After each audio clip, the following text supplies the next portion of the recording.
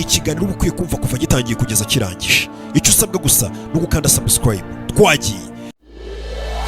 Iyumvire challenge ziryoheye amaswi hamwe n'inshuti yacu K-Boy Rwanda Challenge. Ujya wibaza ngo nihe wazavana challenge nziza kandi zikunzwe?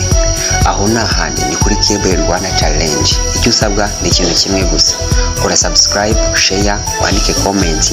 Ubundi tubana mu Emeline Shanga, watangira utwibwira amazina yawe y'ukuri? Amazina yanjye niswe n'ababyeyi. Banyise Kwizera Emeline. Mu muryango w'iwanyu muvuka muri abana bangahe, uri wa kangahe? Mvukana n'abana iwacu mu rugo turi barindwi.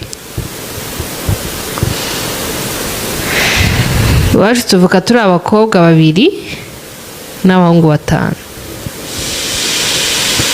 Nk'abandi umwana wa kabiri. Ariko Emeline Shanga, ubundi ugira boyfriend? Ngira boyfriend ngira? Never. Wabonye ko na boyfriend ugira ufata Heineken ngo teko ya teko. Byanyabyo nawe ugira? Nukuri na boyfriend ngira ndi single. Wowe Emeline Shanga, kino kibazo kimwe kirakuvugwaho cyuko wafashe Heineken ugakubitamo uzamurongera ucumikamo. Urakivuga iki? Ibyo ari ibibazo bisanzwe, subiza. None se wari Emeline, mbere yuko tujya ku kibazo nyamukuru, ari abakobwa n'abahungu nabahe bantu batazi kwihangana mu gihe cya sex?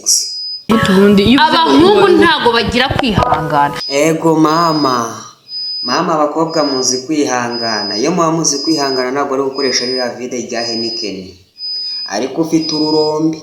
Njye byanyitereye n'ubwo. None se niyo mpamvu utari gushaka umuhungu mwakundana ngo uve muri biriya bintu? Muri minsi gano ngo ntabwo bakundana n'umuntu mudakora sex. Hanyuma wowe rero wihisemo ko umwanzuro wo gukoresha vide. Ariko se mubaza akabazo, hariya hantu banza hajyagamo Primus, ni ukubera iki noneho washyizemo Heineken? Iyumvire challenge ziryoheye amaswi hamwe n'inshuti yacu K-Boy Rwanda Challenge. Ujya wibaza ngo nihe wazavana challenge nziza kandi zikunzwe? Aho nahandi ni kuri K-Boy Rwanda Challenge. Icyo usabwa ni ikintu kimwe gusa.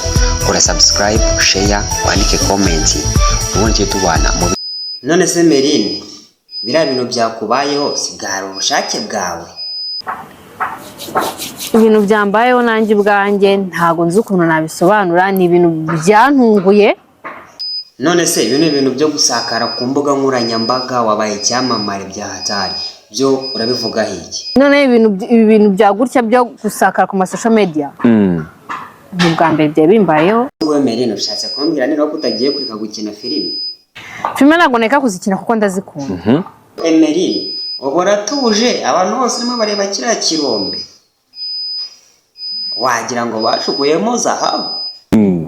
Ako ndatuje, nta kibazo mfite.